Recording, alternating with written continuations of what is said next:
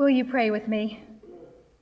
Gracious God, may the words of my mouth and the meditation of all of our hearts be acceptable to you, our strength and our Redeemer. Amen. I don't know about you, but this Thanksgiving cannot come soon enough. I am in dire need of a gratitude infusion. It seems that everywhere we look, we are bombarded with reasons to complain. Our planet is heating up and our economy is cooling down. Our bridges and tunnels are crumbling and our politicians are fighting. Ebola is now a household word. Our airbags are exploding. Just up the road, another rare patch of green space is being replaced by another CVS. The Colbert Report ends in 26 days. And let's not forget that Buffalo just got 7 feet of snow. 7 feet, people. And I'm sure there's stuff going on in your own personal lives that give you good reason to kvetch. I know I could write a list. Focusing on what's going wrong in our lives is not difficult to do. In the Bible, there's a whole book devoted to it, the Book of Lamentations. Pretty much an ode to everything that stinks about being human. Abandonment, betrayal, cruelty, misfortune, futility. It's all in there, 5 whole chapters. Interestingly, there isn't a companion book of gratitude listing all of the things that go right in our world.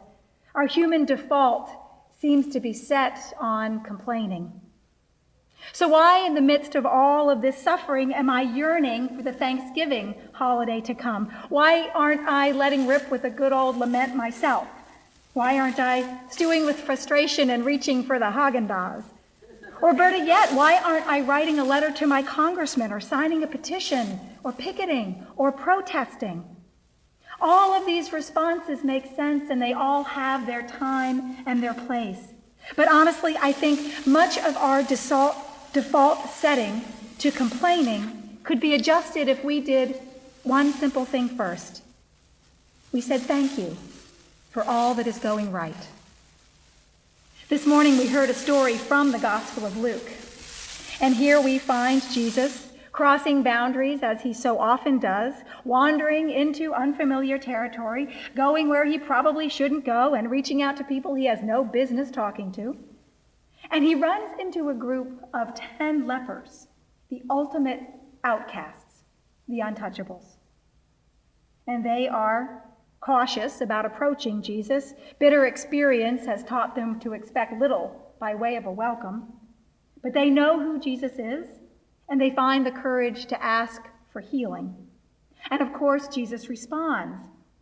But interestingly, he doesn't say any prayers or perform any special rituals to heal them. He doesn't even touch them. He simply tells them to go show themselves to the priests, a clear sign that they would be made clean enough to go to the temple. Apparently, the miracle happens on the way there, and one of the men notices. And he doesn't go to the temple, but he heads straight back to Jesus. Before he does anything else, he wants to say thank you. Pastor David Luce has some interesting commentary on this passage, which sort of caught me up short a bit, especially in the beginning, because he notes that while only one leper turned around to say thanks, he says the other 9 actually did nothing wrong. They simply followed Jesus' instructions. Now, they might not pass Miss Manners muster, but they did just as Jesus told them to do. They went straight to the priest, and they were healed, and they were blessed. Jesus' blessing was not conditional on their gratitude. It never is. But the one that turned back received something extra. He was blessed twice. The first was the healing of his physical illness, and the second was the gift of gratitude, a gift that is so much more than skin deep. Have you ever noticed how much richer a blessing is when we can say thank you? When we can express our gratitude?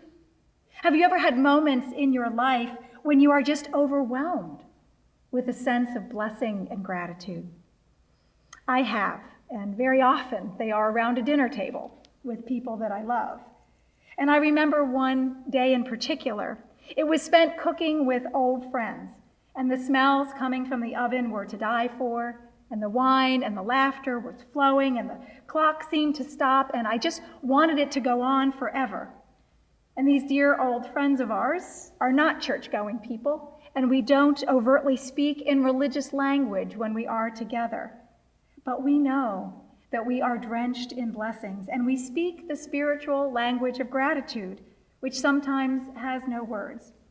Our grace, every time, as we sit down to one of these outrageous meals that we have prepared together, is simply to hold hands around the table and let out a primal yelp, a whoop of sheer happiness and gratitude. And we raise our glasses and we toast this improbable and deeply meaningful friendship. And our gratitude for the moment makes us feel twice blessed. I remember another moment when our kids were younger and we were on vacation far away from city lights. And we were driving at night, and our suburban dwelling children had never seen so many stars, so big and so bright. And when we got back to where we were staying, no one wanted to go inside. So we brought some blankets out and we spread them on the grass, and we just lay down, staring at the stars, hardly able to believe they were real. And just then, Sam reached out and grabbed John's hand and just held it. A wordless thank you, a squeeze of gratitude, not just to John, but to God, that such an amazing sky even existed. And in our sighs and in that holy silence, we were twice blessed. For as David Lewis notes, gratitude is one of our most noble and most powerful emotions. It connects us to something larger than ourselves, something vastly more real than our fears or our anxieties. It puts us in alignment with God, and it emboldens us to do more and be more than we could ever imagine. Because where fear and resentment deplete us, gratitude feeds us. It dares us to actually connect with the source of our blessings, kind of like running back to a wandering Jewish rabbi to say thank you, even when you are a leper, even when you are a Samaritan, because gratitude reminds you that you are so much more than any of those things. You are a child of God. And that is what makes this holiday of Thanksgiving so sacred and so traditional and yet so countercultural. It has no agenda beyond gratitude. Gratitude for relationships, for family, for the basic sustenance of life. Even the menu is symbolic of a time when people were in great need of help and help was provided. Beyond the turkey, really, these are not foods that we eat any other time of the year. But we do so because they remind us of the powerful story of our nation's beginnings. They connect us to a moment when we were a grateful people. And in the midst of our laundry list of complaints today, I think we need a heaping help of that again. So now I'm going to interrupt this reflection on gratitude to bring you a commercial message against commercialism, because something is happening to Thanksgiving that we need to notice. I'm sure you all know that each year as the holiday season ramps up, we start to see certain commentators on certain channels declare that there is a war on Christmas, right? Much vitriol and energy is spent denouncing all of those secular humanists who wish people a happy holiday instead of a Merry Christmas, all the way from Thanksgiving through New Year's. And those same righteous pundits call out by name any retailer who does the same, inciting their followers to boycott them, to boycott any store that isn't Christmas specific in their greetings to customers. However, I've noticed this year that those same commentators who rage that we have left Christ out of Christmas are also encouraging us to leave our loved ones around the dining room table and go shopping on Thanksgiving. Instead of being grateful for all that we have, we're supposed to go out and get more. Instead of spending blessed time with family and friends, we are to go do battle with strangers so we can bring home more distractions. Distractions from the relationships that sustain us. Distractions from the things that matter. Distractions which ultimately prevent us from truly feeling the gratitude that the day is about. And of course, on the other side of this issue are those who now need to staff the cash registers on that once sacred day. And it's not the CEOs of companies who are leaving their kids behind at the dinner table to ring up the sales. It's the frontline workers, those whose tables may hold the least, but may mean the most to them. I actually heard one pundit on a news channel, which shall remain nameless, say that these employees should be grateful for the chance to work at all and happy to eat a turkey sandwich in the break room on Thanksgiving Day.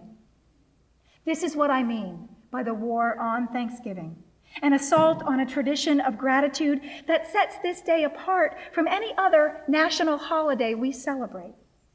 Now, I know that some people do need the work and that others are not paid on this day off. But the solution is not to ramp up the buying fury to increase corporate profits, but perhaps to commit to better hiring practices. The solution is to offer a living wage so that employees may choose to stay home for the one day and still be able to put food on the table. The solution is for companies to show their thankfulness to their employees and give them a paid holiday on Thanksgiving of all days. So I am inviting you, I'm actually begging you, not to reward these corporations who are putting profit ahead of families by going shopping on Thanksgiving Day. Those bargains will still be there on Friday. That must-have gift will still be there on Saturday. But those memories of blessings shared around the Thanksgiving table, the ones that you cannot buy, will not be found in the aisles of Walmart. Let's put the thanks back in Thanksgiving. We now return to our regular sermon already in progress. Cultivating an attitude of gratitude is what keeps us human. There is so much in life that does go right. When we look through eyes of blessing instead of complaint, we can see the grace in the small things. The taste of good food, the squeeze of a child's hand, the people who care, the music that soars, the comedy of life that can lift us up beyond our anxiety. In our modern lesson, we heard Maya Angelou reflect on the power of this emotion to raise us beyond our smaller selves, to offer a vision of the world where if even just 1% of us could lift our eyes from our complaints and connect with the grace and blessings that are ours. To simply say thank you to God for the ordinary wonder of living to see another day. That is the salvation that Jesus speaks of. Your faith has made you well, he says, even if we are lepers, strangers, outcasts. To simply say thank you because we know that no matter where we find ourselves on Thursday, God offers us a table where we are all welcome. So let us take that blessing and become a blessing to others. And then the world will truly be twice blessed. Amen.